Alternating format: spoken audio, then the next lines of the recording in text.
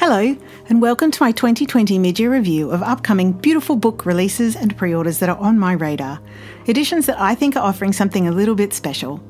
I'll be sharing the books in order of release date, but these are still a little fluid at the moment. As usual, links to the editions I talk about in the video are included in the description box if there are any you want to look out for yourself. First up is Court of Miracles by Kester Grant, which was released mid-June.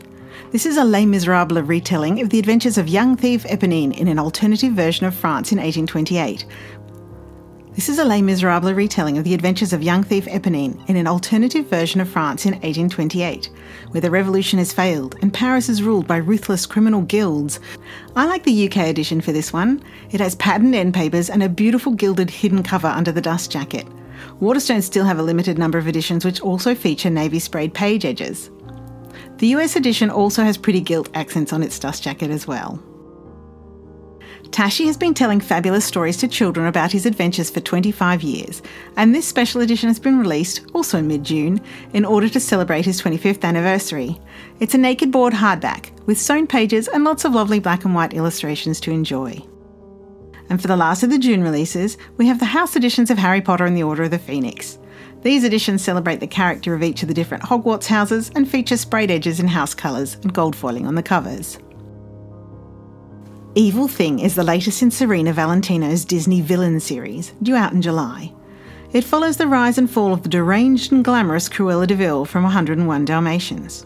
Like the rest of this fun series of Disney villain retellings, the hardback features a surprising hidden cover under the dust jacket. Written in Blood by Chris Carter is a psychological thriller about a pickpocket, a loudmouth, and a bag with sinister life-changing contents. Waterstones has a suitably gory edition with blood-spattered, sprayed page edges if you're looking for something fun for Halloween this year. The summer seasons editions of classic literature are due out in July as well. I loved and reviewed the winter editions last year, and they've even improved this year's crop by including a matching laser-cut bookmark. The books features laser-cut jackets on a textured book with foil stamping. They have decorative end papers, and each is individually numbered as part of a limited edition, although the limitation's pretty large at 10,000 copies. The books are selected because they all feature classic scenes set in the summer.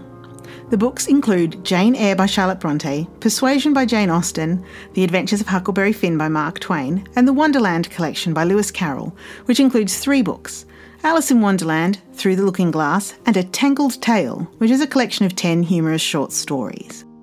In August, we have 8 new books in the gorgeous Chiltern Classics series, which I'll be releasing a full review of in the next few days. These are beautifully designed editions of classic novels, with textured, beautiful cover designs, high-quality paper, and sewn bindings. They're really lovely in person. The latest books that will be coming out are Tess of the D'Urbervilles by Thomas Hardy and Madame Bovary by Gustave Flaubert, with these beautiful floral covers you see here. The Picture of Dorian Gray by Oscar Wilde is another beautiful floral cover, and we also have a Sherlock Holmes adventure in The House of the Baskervilles by Arthur Conan Doyle. Alice's Adventures in Wonderland by Lewis Carroll has a suitably psychedelic cover, along with the watery blues on the cover of Moby Dick by Herman Melville, and a couple more holiday reads with Dracula by Bram Stoker and A Christmas Carol by Charles Dickens. And because I always keep my eye out for lovely new editions of Alice in Wonderland, I also want to mention this new one coming out in October, illustrated by the wonderful Chris Riddell. It's nicely produced with lots of foiling and ribbon bookmarks, and I'm really looking forward to adding this one to my collection. Chris has an amazing Instagram account, by the way, which is well worth checking out. In September, I can't wait to see a copy of this collector's edition of Pride and Prejudice by Jane Austen, which has all the correspondence included as removable letters. Austen's wit's wonderfully captured in her characters' correspondence, and I think being able to remove and read each letter as you read through the book will make for a truly special experience. Another fantastic collector's edition due out in September is this one for Anna and the French Kiss by Stephanie Perkins. I really loved this sweet coming-of-age romance set in Paris when it first came out, and this edition looks stunning. It has these incredible patterned sprayed page edges, an annotated map, patterned end papers, and bonus content. And if you're wondering about the page edge design, that's the Point Zero marker, which marks the official centre of Paris. In October, we have The Tower of Nero, which is the finale of Rick Riordan's Trials of Apollo series. There'll be a signed and numbered limited edition released at the same time. Following the success of the illustrated Good Omens editions last year, we will be getting a new edition of Terry Pratchett's Guards, illustrated by Paul Kidby. It's scheduled for an October release as well. The standard edition features 10 full-colour illustrations and a bunch of pencil sketches. There's a slipcase edition too, and if you can wait until April of 2021, there'll be a specially bound limited edition with metallic gold page edges, a dragon skin Solander box, and a folio of Guards ephemera release then too. I'm also looking forward to the Dark Crystal Bestiary in October, an in-depth exploration of the flora and fauna found in the world of Thra, created by Jim Henson for his 1982 puppet masterpiece, and featured in the recent Netflix series. There's also a really special edition of Aesop's Fables coming from the Bodleian Library, illustrated by Agnes Miller Parker. The beautiful woodcut engravings for this edition were commissioned in the 1930s for the fine press publisher Gregunog Press, and this new edition is a wonderful opportunity to own a beautifully illustrated copy without breaking the bank.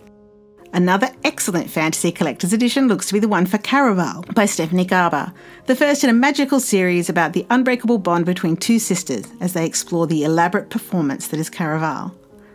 This edition features a slipcase, new art and bonus content, including scenes from alternate points of view, the original ending, and a peek into the author's writing journals. But the big news in October is all about Harry Potter. The latest illustrated edition of the Harry Potter Companion series is coming out, with Quidditch Through the Ages illustrated by Emily Gravett. The book includes everything you need to know about Quidditch in a beautifully illustrated edition with handmade memorabilia and 2 gatefold spreads. Pre-orders direct from Bloomsbury in some countries will also offer a Quidditch tote bag. Matthew Reinhardt's following up his gorgeous pop-up guide to Hogwarts Castle with a pop-up guide to Diagon Alley and beyond. In this volume, we see his intricate pop-up spreads rendered Diagon Alley establishments such as Ollivander's, Weasley's Wizard Wheezers, and the Leaky Cauldron, plus other locales like the Ministry of Magic and Platform 9 3/4. Similar to the earlier volume, it will also turn into a displayable 3-dimensional diorama showing all the pop-ups at once. But I'm most excited for the next volume in Mina Lima's illustrated interactive children's classic series, which is Harry Potter and the Philosopher's or Sorcerer's Stone. It features full-colour illustrations on nearly every page and 8 interactive papercraft elements, which will allow readers to open Harry's Hogwarts letter, reveal the magical entry to Diagon Alley, make a sumptuous feast magically appear in the Great Hall, and more.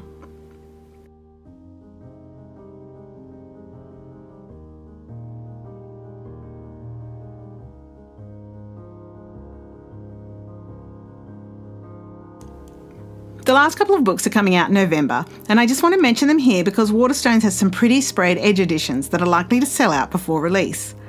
Bridget Collins is following up her hit The Binding with a new book called The Betrayals, about an ancient exclusive institution hidden away high in the mountains and a strange clandestine game that is played there.